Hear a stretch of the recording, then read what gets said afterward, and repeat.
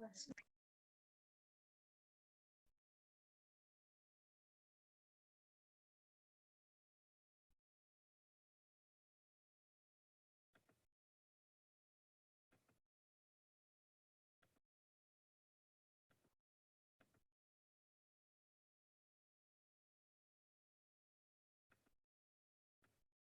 we are going to start with income from salary at the time of retirement. Okay, so we are starting with a new topic, that is income from salary at the time of retirement. So when at the time of retirement any person retires from the business, then he sir आपकी voice नहीं आ रही sir. Sir आपकी आवाज नहीं आ रही है। आ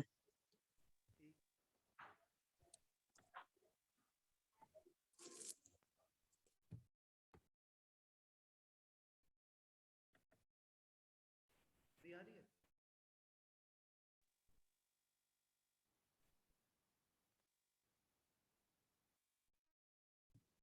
hello, अभी आवाज आ रही है? Yes sir. आवाज टकरा रही है बहुत सर। हाँ, एक मिनट।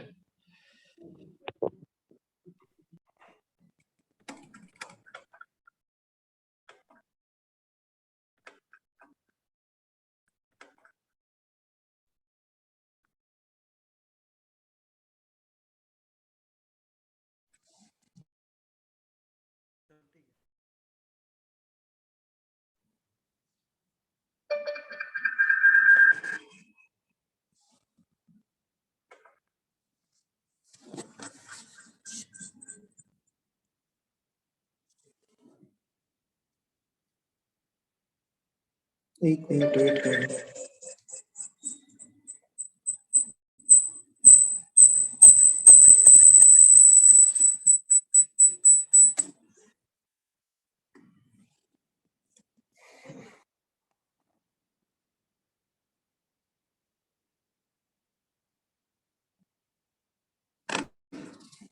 ठीक है, अभी आवाज आ रही है? Yes sir. Yes sir.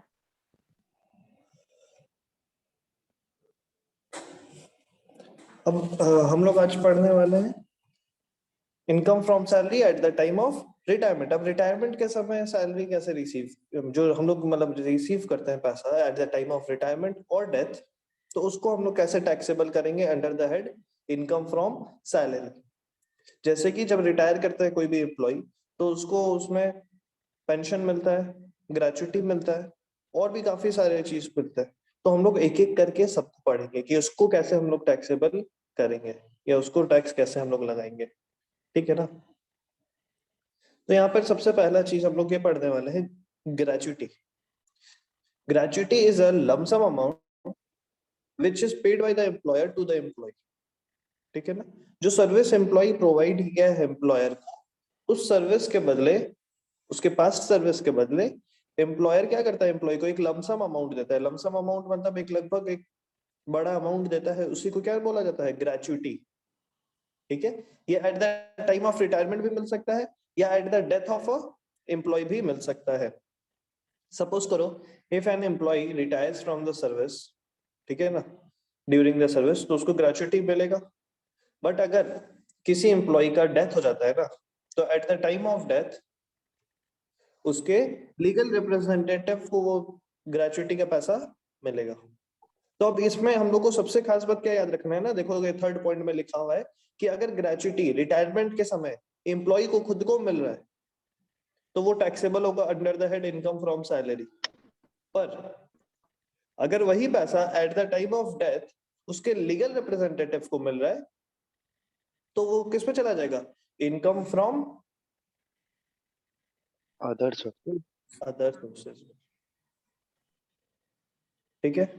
तो इस तरह से हम लोग इस ग्रेचुइटी को क्या करते हैं, तैयार कर देते हैं। उसके बाद आता है कंप्यूटेशन, कैसे हम लोग निकालेंगे ग्रेचुइटी। तो देखो ग्रेचुइटी निकालने के लिए ना दो तरीके का एम्प्लॉय है, एक गवर्नमेंट एक नॉन गवर्नमेंट। तो अगर गवर्नमेंट एम्प्लॉय है तो उसको फुल्ली एग्जेम्प्ट है, टैक्स नहीं लगेगा। अगर गवर्नमेंट एम्प्लॉय को ग्रेच्युटी मिल रहा है तो उसको किसी भी तरीके का टैक्स नहीं देना है, वो फुल्ली क्या हो जाता है, एग्जेम्प्ट हो जाता है। अब बात किसका हम लोग करेंगे, निकालना किसका सीखेंगे, नॉन गवर्नमेंट एम्प्लॉय का। तो अगर कोई नॉन गवर्नमेंट एम्प्लॉय है तो वहां दो सिचुएशन अराइज होगा। The first one will be covered under payment of gratuity act 1972 and the second one will be not covered under payment of gratuity act 1972। अब कवर्ड और अनकवर्ड क्या होता है या कवर्ड और नॉट कवर्ड क्या होता है, इसको अभी हम लोग आगे सीखेंगे। तो पहला चीज हम लोग को ये सीखना है कि ग्रेच्युटी होता क्या है, ये समझ में आया। अब ग्रेच्युटी निकालते कैसे हैं, तो दो तरीके के एम्प्लॉय का अलग अलग निकलता है, ठीक है। एक हो गया गवर्नमेंट एम्प्लॉय, एक हो गया नॉन गवर्नमेंट एम्प्लॉय। तो अगर हम लोग गवर्नमेंट एम्प्लॉय का बात करेंगे, then the whole amount of gratuity is exempted, कोई टैक्स नहीं लगेगा, पूरा का पूरा छूट है। वहीं अगर हम लोग नॉन गवर्नमेंट एम्प्लॉय का बात करते हैं, तो नॉन गवर्नमेंट एम्प्लॉय के केस में दो चीज होगा, covered under the payment of gratuity या not covered under the payment of gratuity, ठीक है। अब हम लोग अगर बात करेंगे कि in case of non government employee who are covered under the payment of gratuity act 1972। अगर नॉन गवर्नमेंट का बात करें तो सबसे पहले हम लोग किसका बात करेंगे, यहाँ पे क्या पढ़े थे, सबसे पहले covered under the payment of gratuity act, ठीक है। तो अगर पेमेंट ऑफ ग्रेच्युटी एक्ट के अंदर रजिस्टर्ड है, उसके अंदर आता है, तो कौन कौन आएगा पहले तो ये सीखते हैं। Employees working in a government factory, semi government factory, railway या कोई भी ऐसा शॉप जिसमें किसी भी एक दिन 10 से ज्यादा एम्प्लॉई काम कर रहे थे पूरे साल में। पूरे साल में अगर कोई एक दिन भी एम्प्लॉय उस बिजनेस में क्या कर रहा है, काम कर रहा है, तो वो मेरे लिए क्या हो जाएगा, covered under payment of gratuity act. तो कम से कम 10 एम्प्लॉय किसी भी एक दिन काम करने चाहिए एक साथ। अब अगर मेरा covered under the payment of gratuity act है, तो हम लोग इसको कैलकुलेट कैसे करेंगे। तो सबसे पहला चीज आता है एग्जेम्प्टेड ग्रेच्युटी, ठीक है ना। तो एग्जेम्प्टेड ग्रेच्युटी को कैलकुलेट करने के लिए तीन कंडीशन है, तीनों में से जो सबसे छोटा होगा उसका हम लोग को क्या मिल जाएगा, एग्जेम्पशन, छूट। कौन सा तीन हम लोग टॉपिक देखेंगे, तो सबसे पहला है actual amount of gratuity received, जो actual amount of gratuity receive कर रहे हैं वो। दूसरा देखेंगे salary of 15 days for the service of each completed year. देखो हम लोग को करना क्या है, 15 दिन का सैलरी कैलकुलेट करना है, 15 डेज सैलरी पूरा एक साल का। तो मतलब महीने का मेरे को सैलरी दिया हुआ रहेगा क्वेश्चन में कि पर मंथ इतना हम लोग को सैलरी क्या हो रहा है, रिसीव हो रहा है। तो उस पर मंथ का जो सैलरी हम लोग को रिसीव होगा ना, उसका हम लोग 15 डेज का निकाल देंगे, और जितना साल काम किए हैं उतने साल से उसको हम लोग क्या कर देंगे, मल्टीप्लाई कर देंगे, ठीक है। अब एक चीज का क्या है, हम लोग को ध्यान रखना है इसमें बनाते वक्त कि 6 months और more will be considered as 1 year। 6 महीना या उससे ज्यादा को हम लोग क्या मान के चलते हैं, एक साल। मतलब अगर कोई एम्प्लॉय किसी ऑर्गेनाइजेशन में 15 साल 8 महीना काम किया, तो 6 महीना से ज्यादा है ना 8 महीना, तो उसको हम लोग कितना मान लेंगे, 16 years, राउंड ऑफ कर देते हैं। तो 6 या 6 महीना से ज्यादा है तो हम लोग आगे के साल में उसको क्या करते हैं, राउंड ऑफ कर देते हैं। और अगर 6 से कम है तो पीछे वाले साल में उसको क्या करते हैं, हम लोग राउंड ऑफ कर देते हैं। क्लियर है ये, यस सर। ठीक है। और तीसरा जो है वो है 20,000, sorry 20 lakhs। 20 lakhs is the maximum limit जो कि गवर्नमेंट के द्वारा बताया गया, ठीक है। तो इन तीनों में हम लोग ये अमाउंट ऑफ ग्रेच्युटी दिया हुआ रहेगा, सेकंड वाला हम लोग कैलकुलेट कर लेंगे, और थर्ड वाला, इन तीनों में जो सबसे छोटा होगा हम लोग को उसका क्या मिल जाएगा, एग्जेम्पशन मिल जाएगा, छूट मिल जाएगा। तो ये तो चलो ठीक है, बात हुआ कि छूट मिल जाएगा। अगर टैक्सेबिलिटी का बात किया जाए तो टैक्सेबल अमाउंट कैसे निकलेगा, तो जो हम लोग एक्चुअल अमाउंट ग्रेच्युटी का रिसीव कर रहे हैं उसमें से हम लोग माइनस कर देंगे किसको, एग्जेम्प्टेड को। तो हम लोग का टैक्सेबल वैल्यू निकल जाएगा कि टैक्सेबल ग्रेच्युटी कितना है, ठीक है। तो अब देखो सैलरी का मतलब होता क्या है, पहले तो हम लोग ये समझते हैं यहाँ पे, क्योंकि सैलरी का मतलब हर एक प्रोविजन में पढ़े होगे ना पीछे भी, तो हर जगह हम लोग सैलरी का क्या पढ़े, नया मतलब पढ़े, नया डेफिनेशन पढ़े, ठीक है। तो salary is equals to basic salary of last month plus dearness allowance. जो लास्ट मंथ का बेसिक सैलरी है डियरनेस अलाउंस है, दोनों को जोड़ देंगे तो वो किसके बराबर आ जाएगा? सैलरी के। उसके बाद 1 month will be considered for 26 days। हम लोग 1 month को कितना मान के चलेंगे? 20। यहाँ पे 30 days का मंथ नहीं मान के चलना हम लोग को। जब यहाँ पे 15 days जो कैलकुलेट करेंगे ना हम लोग, ये 15 days कैलकुलेट करने के लिए हम लोग को मंथ कितने डेज का मानना होगा? 26। तो इसका मतलब हम लोग निकालेंगे कैसे? फॉर्मूला क्या लगाएंगे? तो salary of last month including DA into 15/26। हम लोग का क्या निकल जाएगा? सैलरी निकल जाएगा ग्रेचुइटी के हिसाब से, ठीक है ना? ये क्वेश्चन है, हाँ 26 डेज ही क्यों सर इतना टर्म? अगर 26 लेंगे तो सर साल का 12, तो फिर 54 डेज तो सर काउंट नहीं हो रहा। इस केस में बोला गया था ना कि जनरली हम लोग संडेज को एक्सक्लूड करके चलते हैं। अच्छा okay, 4 Sunday per month. 4 Sundays per month के हिसाब से हम लोग उसको एक्सक्लूड करते हैं, तो एक एवरेज निकाल दिया गया कि 26। अब हम लोग ये नहीं देखेंगे कि फेब है तो उसमें 28 ही दिन होता है तो 24 होना चाहिए, नहीं, ठीक है ओके ना? सर। तो उसको एवरेज करके बोल दिया गया 26। विकास कोई पूछना है? Yes sir, good morning sir. हाँ गुड मॉर्निंग, पूछो। सर 2 ग्रुप है बीबीए के, तो फर्स्ट मतलब दूसरे ग्रुप में लिंक नहीं आया था, अभी हमको पता चला तो अभी हम ज्वाइन किए, तो अभी हमको कुछ समझ में आ नहीं रहा है। एक बार हम दोनों ग्रुप में भेजे हैं लिंक। सर आया तो नहीं है, आता तो हम लोग टाइमली ज्वाइन कर लेते हैं। 19 मिनट लेट है हम लोग। सर 2 ग्रुप नहीं में आता सर। S करके और एक A करके, तो सर आपका S में आया, स्टूडेंट वाले में, अथॉरिटीज वाले में नहीं है। अच्छा बॉयज का बात कर रहे अच्छा हैं, बैच 1 में। ओके ठीक है, हम उसको देख भी लेंगे कि क्यों नहीं, क्या लिंक है, क्या दिक्कत हुआ। ठीक है, एक बार हम वापस से एक्सप्लेन कर देते हैं फटाफट, ठीक है ना? उसके बाद फिर आगे कंटिन्यू करेंगे। तो हम लोग पढ़ रहे थे कि ग्रेचुइटी बेसिकली क्या है ना, एक लमसम अमाउंट है जो कि एक एम्प्लॉयर अपने एम्प्लॉय को देता है eight the time of retirement या डेथ, जो पहले हो गया। तो अगर रिटायरमेंट होगा ना एम्प्लॉय का और एम्प्लॉय को मिल रहा होगा ग्रेचुइटी, तो वो किस में आ जाएगा? इनकम फ्रॉम सैलरी में। हम लोग सैलरी में उसको इंक्लूड करेंगे। पर अगर किसी एम्प्लॉय का डेथ हुआ और उसको ग्रेचुइटी का पैसा मिल रहा है, तो वो किस में आ जाएगा? Income from other sources. उसको हम लोग सैलरी में इंक्लूड नहीं करते हैं, ठीक है? अब जब हम लोग को ग्रेचुइटी कंप्यूट करना होगा, निकालना होगा, तो 2 तरीके के एम्प्लॉइज होंगे, एक गवर्नमेंट एम्प्लॉय और एक नॉन गवर्नमेंट एम्प्लॉय। तो अगर गवर्नमेंट एम्प्लॉय का बात किया जाए तो the whole amount of gratuity is exempted. Government employee को किसी भी तरीके का टैक्स नहीं देना है, उनको पूरा का पूरा क्या कर दिया गया? छूट दे दिया गया, एग्जेम्प्ट दे दिया गया।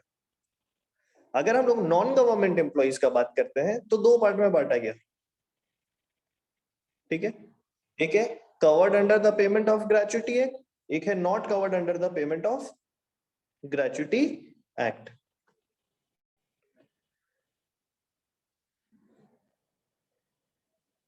तो अब देखो यहाँ पे क्या होगा, हम लोग अभी वही सीख रहे थे कि नॉन गवर्नमेंट एम्प्लॉय का केस में हम लोग कैसे कैलकुलेट करेंगे कि कितना हम लोग को छूट मिलना चाहिए। नॉन गवर्नमेंट एम्प्लॉय है और उसको अगर ग्रेचुइटी मिल रहा है, तो पहले तो कवर्ड कौन होगा? तो कवर्ड वो लोग होंगे जिनका या तो गवर्नमेंट फैक्ट्री में काम कर रहे हो, या सेमी गवर्नमेंट फैक्ट्रीज में काम कर रहे हो, रेलवेज में, या किसी भी ऐसे शॉप में जहां पे एक साल में किसी भी एक दिन भी 10 से ज्यादा एम्प्लॉय काम किए हो। एक दिन भी अगर 10 एम्प्लॉय काम कर लिए ना, तो वो आ जाएगा covered under the payment of gratuity act, ठीक है? तो अगर हम लोग को यहाँ पे क्वेश्चन में मेंशन होगा कि वो कवर्ड है या नॉट कवर्ड है, तो अगर कवर्ड होगा तो 3 सिचुएशन है, 3 केस है, तीनों को कंपेयर करेंगे। इन तीनों में से जो सबसे छोटा आएगा उसका हम लोग को क्या मिल जाएगा? एग्जेम्पशन, छूट मिल जाएगा टैक्स में, ठीक है? तो क्या 3 को देखेंगे? पहला actual amount of gratuity received, ठीक है? पहला हम लोग देखेंगे actual amount of gratuity received. दूसरा रहेगा salary of 15 days for the service of each completed year. हाँ नमन बोलो, कोई दिक्कत है? सर एक क्वेश्चन है सर, ऐसा कोई स्पेशल केस है जिस में किसी भी इंडिविजुअल का ग्रेच्युटी कैंसिल कर दिया जाए, उसको दिया ही ना जाए?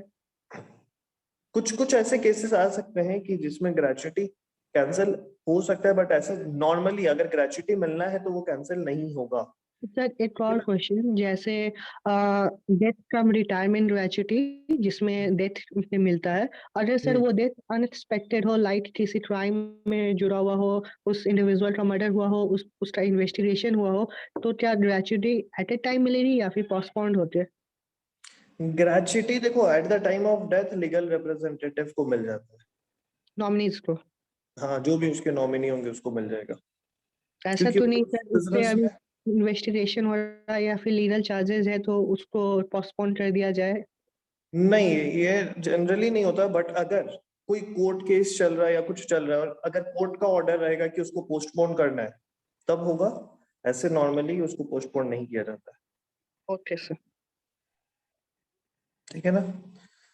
देखो अब सेकंड में हम लोग क्या पढ़े थे ना कि salary of 15 days for the service of each completed year. ठीक है, 6 मंथ्स और more will be considered as 1 year. अब हम लोग 15 डेज का सैलरी निकालेंगे पूरे साल का, मतलब महीने का सैलरी दिया होगा उसका हम लोग 15 डेज कैलकुलेट करेंगे, और 6 मंथ या उससे ज्यादा होगा तो उसको हम लोग राउंड ऑफ कर देंगे आने वाले साल पे। तो अब जैसे कोई एम्प्लॉई 10 साल 9 महीना काम किया, 10 साल 8 महीना काम किया, तो 6 महीने से ज्यादा हुआ तो उसको राउंड ऑफ करके हम लोग कितना कर देंगे, 11 साल। वहीं 10 साल 4 महीना काम किया तो उसको हम लोग राउंड ऑफ करके कितना कर देंगे, 10 साल, 10 years। ठीक है, and the third one will be 20 lakh, that is a maximum limit जो कि दिया गया है। तो इन तीनों में से जो सबसे छोटा होगा उसका हम लोग को क्या मिल जाएगा, एग्जेम्पशन मिल जाएगा, छूट मिल जाएगा। अब बात आता है सैलरी में हम लोग इंक्लूड किसको किसको करेंगे, तो एक बेसिक सैलरी रहेगा दिया हुआ उसको लेंगे, और डियरनेस अलाउंस। इसमें कोई मतलब नहीं है कि फॉर्मिंग पार्ट है या नहीं है, पूरा का पूरा डियरनेस अलाउंस को हम लोग क्या करते हैं, इसमें इंक्लूड कर लेते हैं। और हर मंथ को इसमें हम लोग क्या कैलकुलेट करेंगे, 26 डेज, 26 डेज ही लेके चलेंगे पूरे महीना में।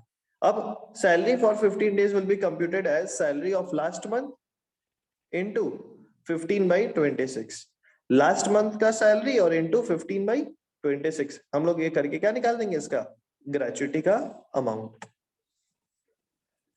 अब बात आता है in case of non government employee, ठीक है ना, जो कि not covered under the payment of gratuity act. अगर कोई ऐसे नॉन गवर्नमेंट एम्प्लॉय है जो कि कवर्ड नहीं होते हैं पेमेंट ऑफ ग्रेच्युटी एक्ट में, तो उसमें क्या होगा, तो यहाँ पे भी 3 कंडीशन है, तीनों में से जो सबसे छोटा होगा उसका हम लोग को क्या मिल जाएगा, एग्जेम्पशन मिल जाएगा। तो देखो यहाँ पे ये जो फर्स्ट और थर्ड पॉइंट है ना, दोनों केस में सेम है। Actual amount of gratuity received ₹20 lakh, that is the maximum limit. सिर्फ डिफरेंस कहां पर आएगा, जो सेकेंड वाला पॉइंट था। अब इसमें हम लोग क्या लेंगे, salary for the service period on the basis of half month average salary for 10 month salary. 10 महीने का हम लोग पहले एवरेज सैलरी कैलकुलेट करेंगे और फिर उसको हाफ कर देंगे, क्योंकि यहाँ पर हम लोग 26 डेज नहीं है 30 डेज लेके चलते हैं, तो इसीलिए 15/30 15 दिन का निकालेंगे तो हाफ कर देंगे यहाँ पे। तो सीधा सीधे हम लोग यहाँ पे ये ध्यान रखते हैं कि फर्स्ट ऑफ ऑल हम लोग को क्या करना है, लास्ट 10 मंथ का एवरेज सैलरी निकालना है और उसके बाद उस सैलरी को हाफ कर देना है और मल्टीप्लाई कर देना है कंप्लीटेड ईयर से। Not covered under payment of gratuity act है अगर, तो हम लोग को एक चीज को ध्यान रखना है, that the month will not be taken into consideration. Suppose if in question it is given the service has been provided for 10 years 8 months, so if it is not covered under the payment of gratuity act, we will be taking it as 10 years not 11। मतलब हम लोग round of कर रहे थे ना उसमें जो covered था, यहाँ पे हम लोग राउंड ऑफ नहीं करेंगे, ठीक है। तो salary is equals to basic salary plus DA forming part of salary plus commission at fixed rate on sale. तो यहाँ पे सैलरी का मतलब क्या हो जाएगा, एक तो basic salary plus dearness allowance DA जो कि फॉर्मिंग पार्ट ऑफ सैलरी है, सिर्फ उसी को लेंगे, और commission at fixed rate on sale. अगर कमीशन दिया हुआ है तो हम लोग कमीशन को लेते हैं, नहीं तो हम लोग उसको क्या करेंगे, इग्नोर कर देंगे। ठीक है, पहले यहां तक समझ में आया। अब दो तीन चीज खाली हम लोग को ग्रेचुइटी से रिलेटेड ध्यान रखना है कि gratuity received during the service period shall not be exempted. Gratuity तभी एग्जेम्प्ट होगा जब आफ्टर रिटायरमेंट या आफ्टर डेथ मिल रहा है। अगर रिटायरमेंट से पहले ही हमको क्या मिल गया, ग्रेचुइटी मिल गया, एम्प्लॉय को ग्रेचुइटी मिल गया, तो it will not be exempt, the whole amount will be taxable. ठीक है। और सर रिटायरमेंट से पहले भी उनको मिलता है ग्रेचुइटी? मिल सकता है, मतलब दे सकता है एम्प्लॉय, ऐसे जनरली एम्प्लॉयर देता नहीं है ग्रेचुइटी, रिटायरमेंट प्लस डेथ ही होता है। पर किसी कारण से अगर पहले एम्प्लॉयर दे दिया, अगर, क्योंकि टैक्स जब लॉ बनता है ना, तो लॉ में हम लोग को हर एक कंडीशन लिखना है, तो इसी के लिए अगर कभी दे दिया ड्यूरिंग द सर्विस ग्रेचुइटी, तो उस केस में वो फुल्ली टैक्सेबल हो जाएगा। ठीक है। फिर it shall be taxable in that year in which employee retires और रिजाइन। जिस साल रिटायर रिजाइन हुआ है उसी साल ये टैक्सेबल होगा। मिला कब उससे नहीं मतलब है, कभी कभी मिलने में लेट होता है, बहुत लेट होता है, मतलब हम रिटायर इस साल किए हैं, मेरे को पेमेंट हो सकता है नेक्स्ट ईयर मिला हो, तो उससे हमको कोई मतलब नहीं है पेमेंट कब मिला। इनकम टैक्स एक्ट बोलता है आप जिस साल रिटायर किए हैं आपको उसी साल क्या लग जाएगा, उसमें टैक्स में आपको, मतलब सैलरी में आपको उसमें क्या हो जाएगा, इंक्लूड हो जाएगा। ठीक है। अब if an employee gets exemption on gratuity received from the former employer, तो उसमें भी हम लोग को डिडक्शन क्या होगा, मिल जाएगा। जैसे सपोज करो कोई एक पर्सन कभी भी क्या एक जॉब में काम करेगा हमेशा, ऐसा पॉसिबल है? वो जॉब चेंज कर सकता है। तो अब पहले जहां काम कर रहा था वहां जब रिटायर किया तो उसको वहां पे भी ग्रेचुइटी मिला, कुछ अमाउंट वहां पे भी क्या मिला होगा, एग्जेम्पशन मिला होगा। तो अब सपोज करते हैं कि जहां वो पहले काम कर रहा था वहां पे उसको 2 लाख रुपए एग्जेम्पशन मिल गया ग्रेचुइटी पे। तो इफ उसको 2 लाख वहां पे एग्जेम्पशन मिल गया, अब नया जगह नौकरी करने गया, अब वहां पे भी क्या हो गया, वो रिटायर किया, तो अब वहां पे भी ग्रेचुइटी पे एग्जेम्पशन निकाला जाएगा ना। तो देखो क्या किया जाएगा, जो ये मैक्सिमम लिमिट है ना 20 लाख, ये रेड्यूस हो जाएगा। कितने से रेड्यूस हो जाएगा, जितना उसको पहले एग्जेम्पशन मिल चुका है। सपोज करो उसको 2 लाख रुपए पहले एग्जेम्पशन मिल गया था पहला एम्प्लॉयर से, तो अब मैक्सिमम लिमिट कितना बचेगा, 18 लाख। 2 लाख से ये क्या हो जाएगा, घट जाएगा। मतलब ये जो 20 लाख का मैक्सिमम लिमिट दिया है ना, ये lifetime of an employee के लिए दिया है कि लाइफ टाइम में एम्प्लॉय को इतने का एग्जेम्पशन मिलेगा, इससे ज्यादा का एग्जेम्पशन नहीं मिल सकता है। क्लियर हुआ? Yes sir. ठीक है। अभी हम लोग एक क्वेश्चन डिस्कस करेंगे, एक दो क्वेश्चन, ताकि हम लोग को ग्रेचुइटी और अच्छे से क्लियर हो जाए, फिर हम लोग आगे दूसरे टॉपिक में बढ़ेंगे। सर ग्रेचुइटी टैक्स ये जो भी उस पे से 20 लाख का है, तो सर मैक्सिमम लिमिट क्या है ग्रेचुइटी का? वही तो बोले कि मैक्सिमम लिमिट 20 लाख है, 20 लाख से ऊपर का एग्जेम्पशन नहीं मिल सकता है। मैक्सिमम एग्जेम्पशन 20 लाख है। मैक्सिमम ग्रेचुइटी कितना मिल सकता है? उसका कोई लिमिट नहीं है, वो डिपेंड करता है एम्प्लॉयर पे। ओके। ठीक है। अब देखो यहाँ पे क्वेश्चन दिया हुआ है, after serving for 33 years and 9 months in Hindustan Chemical Limited, Mr. Thomas, who is covered by payment of gratuity act। देखो अब सबसे पहले जब हम लोग ग्रेचुइटी का क्वेश्चन पढ़ रहे होंगे ना, हम लोग को पहले दो चीज को देखना है। फर्स्ट ऑफ ऑल कि whether he is a government employee और नॉन गवर्नमेंट एम्प्लॉय। तो क्या लग रहा है, ये गवर्नमेंट एम्प्लॉय है या नॉन गवर्नमेंट एम्प्लॉय?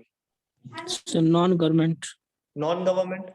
अब पहले ये जब पता चल गया कि नॉन गवर्नमेंट है, तो अब हम लोग ये देखेंगे कि वो covered under the payment of gratuity act है या not covered under the payment of gratuity act. Covered है। कवर्ड है, लिखा हुआ है ना, mister Thomas who is covered by payment of gratuity act retires from the service on 30th April 2018। The company pays him gratuity of rupees 85,000। Gratuity कितना मिला उसको, 85,000। His monthly basic salary at the time of retirement was 4,200। तो salary जब retire किया उस समय उसको कितना मिल रहा था, 4,200 पर मंथ। तो सबसे पहला चीज, कंप्लीटेड ईयर ऑफ सर्विस हम लोग कितना लेंगे इसके लिए, 34। क्योंकि हम लोग यहाँ पे पढ़े थे ना कि अगर covered under the payment of gratuity है तो 6 मंथ या उससे ज्यादा होगा तो उसको हम लोग 1 साल कंसिडर करेंगे। तो यहाँ पे 33 ईयर 9 मंथ्स है, तो हम लोग कितना मान लेंगे इसको 34 ईयर्स। और उसके बाद हम लोग क्या देखे थे कि हम लोग को क्या निकालना है, salary of 15 days for the service of each completed year. तो हम लोग क्या करते हैं, salary of last month into 15/26। तो पहले देख लेते हैं डीएमएल रहा है क्या, डियरनेस अलाउंस दिया है क्वेश्चन में, नहीं। तो मतलब 4200 का सैलरी है, तो हम लोग क्या कर देंगे 15 डेज सैलरी निकालने के लिए 4200 इंटू 15/26। तो 4200 इंटू 15/26 करते ही कितना आ गया मेरा अमाउंट 2423। ठीक है ना। अब the amount of exempted gratuity will be least of the following. Sir आवाज क्या हुआ? सर आवाज बीच बीच में रुक जाती है सर। अच्छा ठीक है, ध्यान तो अभी दिक्कत नहीं आएगा मोस्ट प्रोबेबली। तो यहाँ पे क्या बोल रहे हैं ना कि अमाउंट जो है होगा एग्जेम्पशन का, तो पहला हम लोग क्या लेंगे एक्चुअल अमाउंट रिसीव। तो हम लोग को क्वेश्चन में दिया हुआ है ना कि एक्चुअल अमाउंट कितना रिसीव हुआ हम लोग का 85,000। फिर सेकंड में हम लोग क्या लेते हैं 15 days salary for each completed year. तो 15 डेज सैलरी हम लोग का कितना निकल गया 2423। और कंप्लीटेड ईयर ऑफ सर्विस कितना है 34। तो 2423 इंटू 34 कितना आ जाएगा 82,382। और मैक्सिमम लिमिट है 20 लाख। तीनों में से जो छोटा है, तो तीनों में सबसे छोटा कौन है 82,382। तो उसका हम लोग को क्या मिल जाएगा एग्जेम्पशन मिल जाएगा, उसका छूट मिल जाएगा। तो एग्जेम्प्टेड ग्रेच्युटी कितना हो गया 82,382, 82,382। सर मीन्स बचे हुए 2618 पे टैक्स लगेगा इंटरमल सैलरी पे। देखो वो क्या होगा उसको अभी हम लोग नहीं पढ़ रहे, वो तो हम लोग पहले पढ़ चुके हैं कि सैलरी में हम लोग सबको इंक्लूड करते हैं। यहाँ हम लोग ग्रेच्युटी का पढ़ रहे हैं, तो ग्रेच्युटी कैसे निकालते हैं हमको सिर्फ इससे मतलब है। बचा हुआ अमाउंट कैसे क्या होगा वो हम लोग आगे देखेंगे। अभी आगे मतलब हम लोग देख चुके हैं, वो पढ़ चुके हैं, बट अभी वो सीखोगे, वापस से सीख लोगे, कोई दिक्कत नहीं है जब कंप्यूट करेंगे। अभी हम लोग को इस पे फोकस करना है, ठीक है। ये हम लोग क्योंकि ग्रेजुएटी निकाल रहे हैं, हम लोग यहाँ सैलरी पे टैक्स नहीं ना लगा रहे। बेसिक सैलरी तो पूरा का पूरा ही लेंगे टैक्स लेने के लिए, उसपे तो टैक्स आएगा ही आएगा। यहाँ सिर्फ ग्रेजुएटी पे दे रहे कितना ग्रेजुएटी का छूट मिलेगा। तो अब छूट कितना मिला 82,382। तो टैक्सेबल कितना हो जाएगा, टैक्सेबल अमाउंट निकालने के लिए क्या करेंगे, जो एक्चुअल अमाउंट हमको रिसीव हुआ उसमें से एग्जेम्प्टेड को माइनस कर देते हैं। तो एक्चुअल अमाउंट कितना रिसीव हुआ 85,000। Yes sir. उसमें से हम लोग 82,382 को क्या कर देंगे माइनस कर देंगे। तो ग्रेच्युटी में कितना टैक्सेबल अमाउंट होगा वो हम लोग को कैलकुलेट हो जाएगा, ठीक है ना।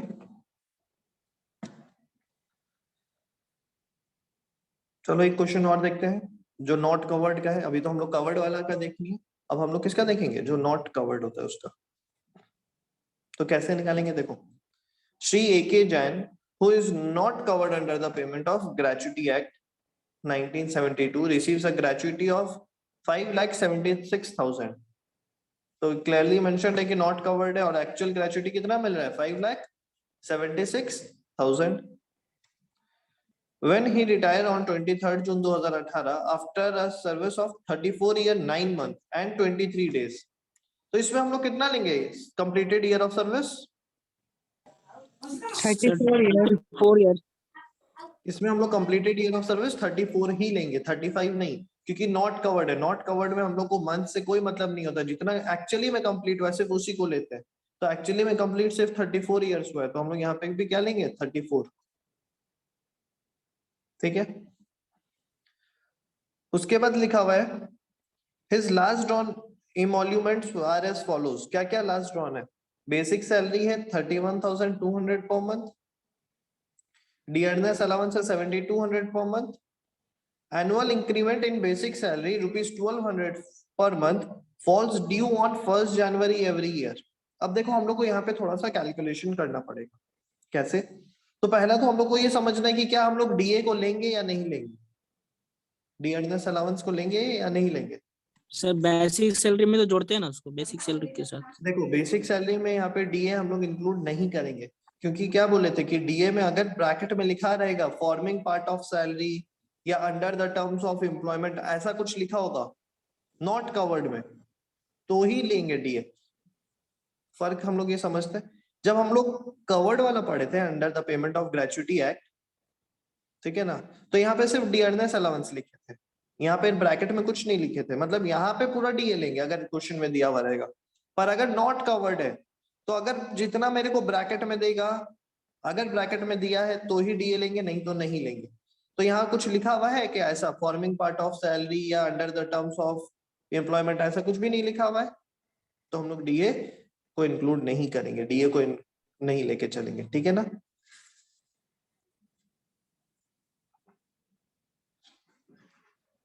अब आता है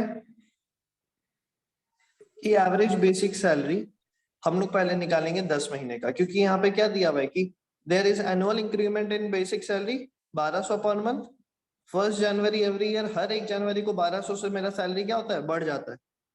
रिटायर कब किए थे, 23 जून को। तो देखो जब रिटायर करते हैं, जिस मंथ में रिटायर करते हैं ना, उस मंथ को एक्सक्लूड कर देते हैं हम लोग, उस मंथ को नहीं लेंगे। अब चूंकि हम लोग को यहाँ पे क्या निकालना है, 10 मंथ का एवरेज सैलरी, तो अब 10 महीने का एवरेज सैलरी निकालने के लिए हम लोग को पिछला 10 महीना का कैलकुलेट करना होगा ना। तो कहाँ से कैलकुलेट करना शुरू करेंगे, मई से लेके पहले का, क्योंकि जून में तो रिटायर किया है, तो जून को हम लोग इंक्लूड नहीं करेंगे, ठीक है। तो अब मई से पहले 10 महीना कितना हो जाएगा, मई, अप्रैल, मार्च, अगस्त, फेब, जनवरी, दिसंबर, नवंबर, अक्टूबर, सितंबर, अगस्त, है ना। तो 10 महीना कहाँ पे पहुंचा, अगस्त में। तो अब देखो हम लोग को करना क्या होगा कि अगस्त से दिसंबर अलग सैलरी लेके चलेंगे और जनवरी से मई अलग, क्योंकि हर 1 जनवरी को मेरा 1200 से सैलरी क्या हो रहा है, बढ़ जा रहा है। तो अगस्त, सितंबर, अक्टूबर, नवंबर, दिसंबर, इस 5 महीने के लिए हम लोग का सैलरी होगा 30,000 रुपए महीने, 30,000 रुपीज पर मंथ। क्यों 30,000 लेंगे, क्योंकि जब वो रिटायर किया तब उसका सैलरी कितना था, 31,200। तो 1 जनवरी को उसका 1200 रुपए बढ़ा होगा तभी ना 31,200 हुआ होगा। तो 1 जनवरी से पहले तो उसका सैलरी कितना रहा होगा, 30,000। Yes sir. तो इसी के लिए हम लोग अगस्त से लेके दिसंबर तक 30,000 पर मंथ, मतलब 5 महीने का लेके चलेंगे। तो 30,000 इंटू 5 करेंगे तो 1,50,000 आ गया। और जनवरी से मई तक 31,200 के हिसाब से निकालेंगे 5 महीने का, तो कितना आ गया, 1,56,000। तो लास्ट 10 महीने का सैलरी कितना हो गया, 3,06,000। अब एवरेज निकालने के लिए क्या करेंगे, डिवाइड कर देंगे 10 से। तो हम लोग का लास्ट 10 मंथ का एवरेज सैलरी कितना निकल जाएगा, 30,600। पहले बताओ ये समझ में आया कि नहीं।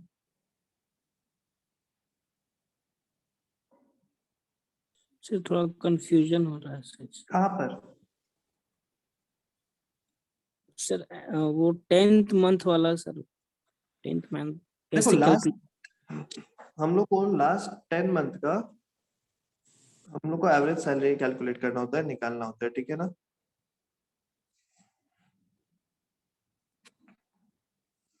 तो लास्ट 10 मंथ का निकालने के लिए हम लोग क्या करेंगे, पहले 10 महीने का सैलरी को जोड़ देंगे और डिवाइडेड बाय 10 कर देंगे। कैसे निकालते हैं एवरेज, तो एवरेज निकालने के लिए क्या करते हैं, सबको जोड़ के divided by number of years.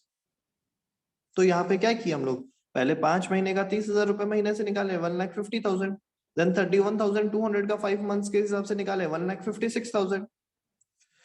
दोनों को जोड़ दिए तो लास्ट 10 मंथ में हम कितना सैलरी निकाले, 3,06,000। और 10 मंथ का एवरेज लेने के लिए उसको हम लोग क्या कर दिए, डिवाइडेड बाई 10। तो 3,06,000 डिवाइडेड बाई 10, 30,600।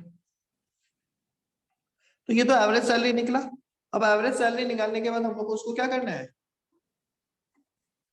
हाफ, है ना। तो 30,600 को हम लोग क्या कर देंगे, हाफ। तो कितना हो जाएगा, 15,300, 15,300।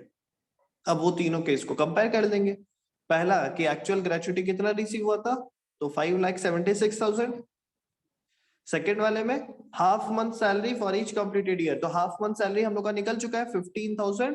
300 और कंप्लीटेड ईयर ऑफ सर्विस कितना था 34, तो मल्टीप्लाई कर देंगे तो कितना आ जाएगा 5,20,200, 5,20,200। और तीसरा है 20 lakh, that is the maximum limit. तो इन तीनों में से जो सबसे लीस्ट होगा, सबसे छोटा होगा, उसका हम लोग को क्या मिल जाएगा, एग्जेम्पशन मिल जाएगा। तो सबसे छोटा कौन सा है 5,20,200, तो इसका हमको क्या मिल गया, एग्जेम्पशन। और टैक्सेबिलिटी निकालने के लिए क्या करेंगे, एक्चुअल में से एग्जेम्पशन को माइनस कर देंगे। तो एक्चुअल रिसीव किए थे 5,76,000, उसमें से 5,20,200 को माइनस कर दिए, तो 55,800 हम लोग के लिए क्या हो गया, टैक्सेबल ग्रेचुइटी। तो बताओ कवर्ड और नॉट कवर्ड दोनों समझ में आया? सर नॉट कवर्ड का एक और एग्जांपल बता दीजिए। देखो अभी क्वेश्चन हम इसमें अभी और ऐड नहीं किए थे, तो हम तुम लोग को क्वेश्चन सेंड कर देंगे इसका, जैसे हाँ, पीडीएफ ये तो समझ में आ गया, क्या ये समझ में आ गया, और कर दीजिएगा सर। हम पीडीएफ जैसे ये वाला पीडीएफ भेजेंगे ना, तो इसके साथ हम एक क्वेश्चन दो क्वेश्चन का और उसमें पीडीएफ जोड़ के तुम लोग को सेंड कर देंगे, ओके सर। ठीक है ना। तो तुम लोग प्रैक्टिस करोगे तो बन जाएगा, अगर नहीं बनेगा तो डिस्कस कर लेंगे नेक्स्ट क्लास में। अब हम लोग बात करते हैं किसका, पेंशन का। तो pension is given to the employees at the time of retirement और डेथ। यहाँ पे भी रिटायरमेंट या डेथ के समय पेंशन दिया जाता है, और पेंशन को टैक्सेबल किया जाता है इनकम फ्रॉम सैलरी में। देखो यहाँ पे भी वही केस है, अगर पेंशन एम्प्लॉय खुद ले रहा है eight the time of retirement तो वो इनकम फ्रॉम सैलरी में आ जाएगा। पर अगर पेंशन किसी डिजीज पर्सन को मिल रहा है लीगल रिप्रेजेंटेटिव के द्वारा, तो वो किस में चला जाएगा, इनकम फ्रॉम अदर सोर्सेज में, ठीक। अब pension can be of two types. Pension जो होता है वो दो टाइप का, दो तरीके का होता है। एक होता है अनकम्यूटेड पेंशन और एक होता है कम्यूटेड पेंशन। अब देखो होता क्या, मतलब क्या होता है, अनकम्यूटेड पेंशन का मतलब होता है जब कोई पर्सन, जब कोई एम्प्लॉय बिजनेस से रिटायर किया तो उसको मंथली बेसिस में क्या मिलता है, पेंशन मिलता है, हर महीना पेंशन मिलता है। तो अगर हर महीना पेंशन मिल रहा है तो उसको हम लोग बोलते हैं अनकम्यूटेड पेंशन। और कभी कभी जब एम्प्लॉय को पैसा का जरूरत होता है ना, तो वो लोग जाके एम्प्लॉयर से एक बार में लमसम अमाउंट कुछ निकाल लेता है, 40% of the pension, 60% of the pension क्या करता है, एक बार में निकाल लेता है। तो एक लमसम अमाउंट, हेवी अमाउंट एक बार में निकाला तो वो क्या हो जाता है, कम्यूटेड पेंशन। तो जब लमसम अमाउंट निकाला तो कम्यूटेड पेंशन, और जब महीना महीना करके पेंशन मिल रहा है तो वो हम लोग के लिए क्या हो जाएगा, अनकम्यूटेड पेंशन। तो हेलो अगर अनकम्यूटेड पेंशन है, हेलो सर, हेलो, एक बार फिर से बताइएगा थोड़ा सा टेंशन शुरू से। पेंशन में ये बोल रहे हैं कि दो तरीके का पेंशन होता है, एक होता है अनकम्यूटेड, एक होता है कम्यूटेड पेंशन, ठीक है। अनकम्यूटेड पेंशन वो होता है जो मंथली बेसिस में मिल रहा है, जो हर महीने मिल रहा है मेरे को pension, that is uncommuted pension. और कम्यूटेड पेंशन वो होता है जो एक लमसम अमाउंट हम लोग को मिल रहा होता है पेंशन का, तो दैट इज कम्यूटेड पेंशन, ठीक है।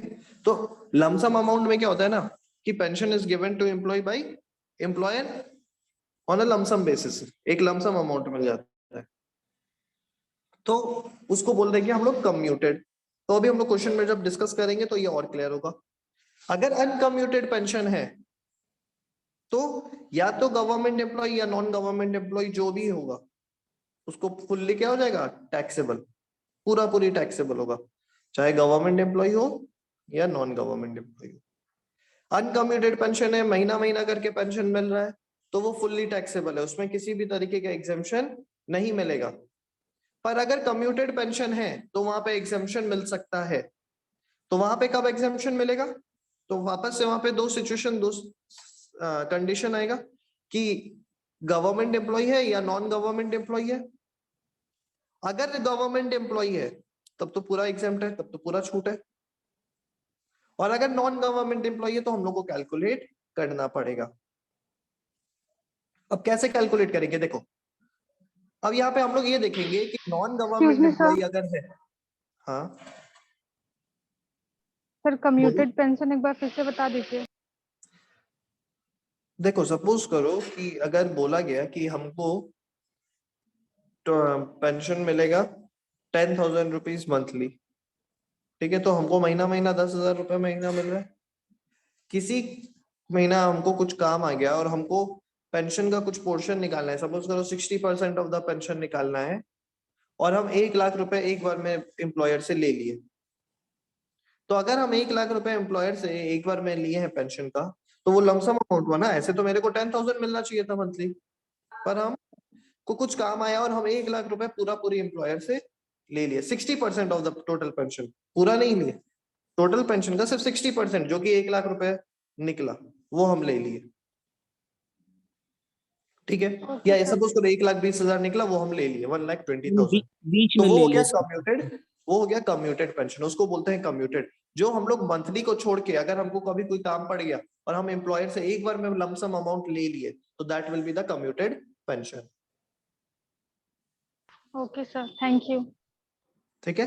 अब बात आता है अगर नॉन गवर्नमेंट का। देखो अभी क्या बता रहे थे नॉन गवर्नमेंट का, तो नॉन गवर्नमेंट में भी 2 कंडीशन आएगा, एक या तो ग्रेच्युटी मिल रहा है, दूसरा या ग्रेच्युटी नहीं मिल रहा है, ठीक है। 2 कंडीशन होगा, ये receiving gratuity, not receiving gratuity. अगर ग्रेच्युटी रिसीव हो रहा है तो 1/3 of the total pension exempt होगा। वापस से समझो, अगर ग्रेच्युटी मिल रहा है एम्प्लॉय को तो 1/3 ऑफ द टोटल पेंशन क्या होगा, एग्जेम्प्ट। और अगर ग्रेच्युटी नहीं मिल रहा है तो half of the total pension क्या हो जाएगा, एग्जेम्प्ट, टोटल पेंशन का हाफ। अब ये हम लोग समझने का कोशिश करते हैं कि टोटल पेंशन कैसे निकालेंगे। मेरे को क्वेश्चन में टोटल पेंशन नहीं दिया हुआ, जैसे अभी हम बताए 10,000 मंथली मेरे को पेंशन मिलना था, और हम एक बार में 60% जो कि 1,20,000 हुआ, हम वो निकाल लिए। तो मेरा टोटल पेंशन कितना होगा, बता सकते हो? अगर 60% 1,20,000 के बराबर है तो टोटल पेंशन कितने के बराबर होगा?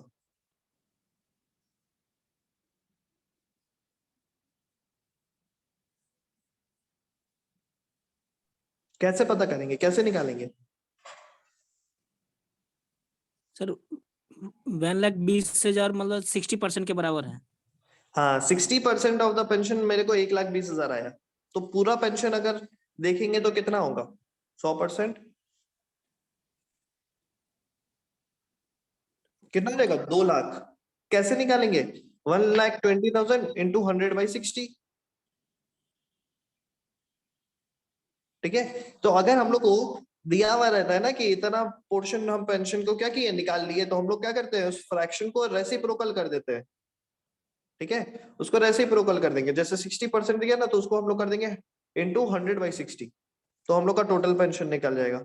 और जो टोटल पेंशन निकलेगा उसका हम लोग या तो 1/3 लेंगे या हाफ लेंगे, डिपेंडिंग कि ग्रेच्युटी रिसीव कर रहे हैं या ग्रेच्युटी रिसीव नहीं कर रहे हैं। क्लियर हुआ?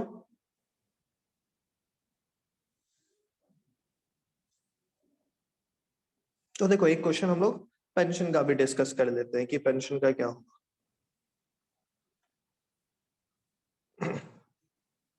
Mr. Gaurav got a retirement from P Limited on 31st August 2018, ठीक है। P Limited से वो क्या हो गया, रिटायर हो गया।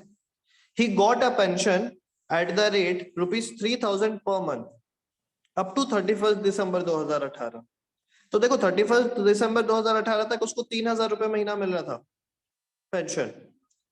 He got ₹2,50,000 on 1st January 2019 as commuted value of his 70% pension। अपने 70% पेंशन का उसको कितना मिला, 2,50,000।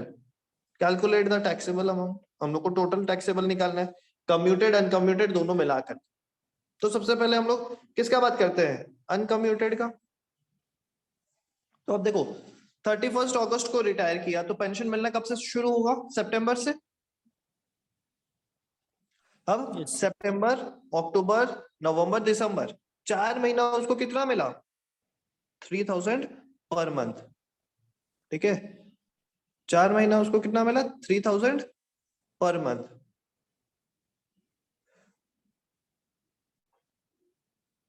तो उसका कितना हो जाएगा ये 3,000 पर मंथ के हिसाब से 4 महीना का 12,000 रुपया, 12,000 रुपीज।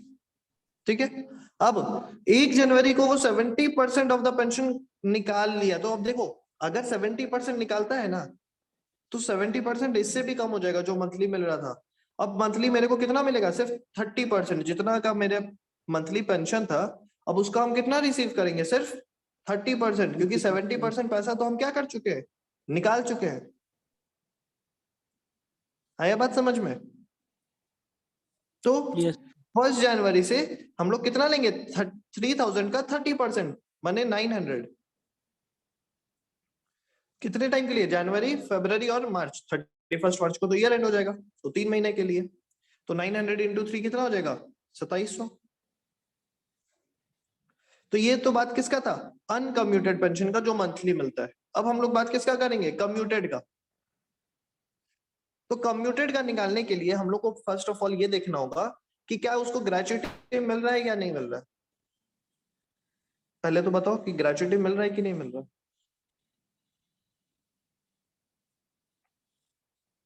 सर नहीं मिल रहा। नहीं क्वेश्चन मिल में रहा लिखा हुआ है ना, sir. Calculate taxable amount of pension if he does not receive gratuity eight the time of retirement. अगर रिटायरमेंट के समय उसको ग्रेचुइटी रिसीव नहीं हो रहा है, ग्रेचुइटी नहीं मिल रहा है, तो टैक्सेबल अमाउंट कितना होगा, इसको निकालने के लिए दिया है।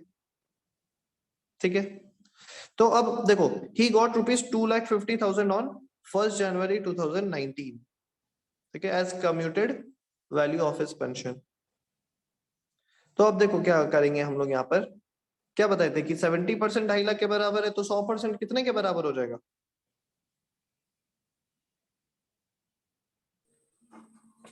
2,50,000 इंटू 100/70, रेसिप्रोकल कर देंगे, है ना।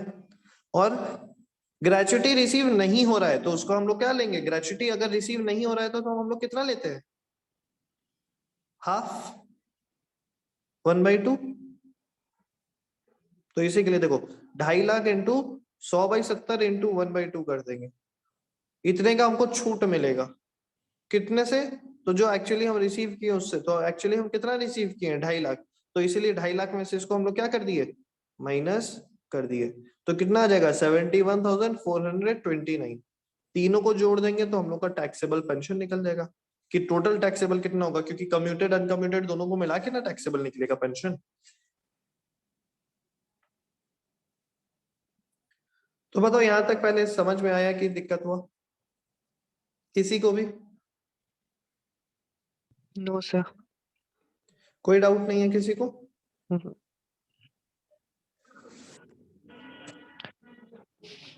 सर एक क्लास से रिलेटेड क्वेश्चन है सर, आज क्या इंटर क्लास कोई है क्या, कॉम्बाइंड बैचेस है क्या, हाँ, क्योंकि ढेर सारे स्टूडेंट दिख रहे हैं जो हम लोग के बीबीए 5th सेम के नहीं है। हाँ कंबाइंड है। ओके तो नमन सर। तुम यस सर।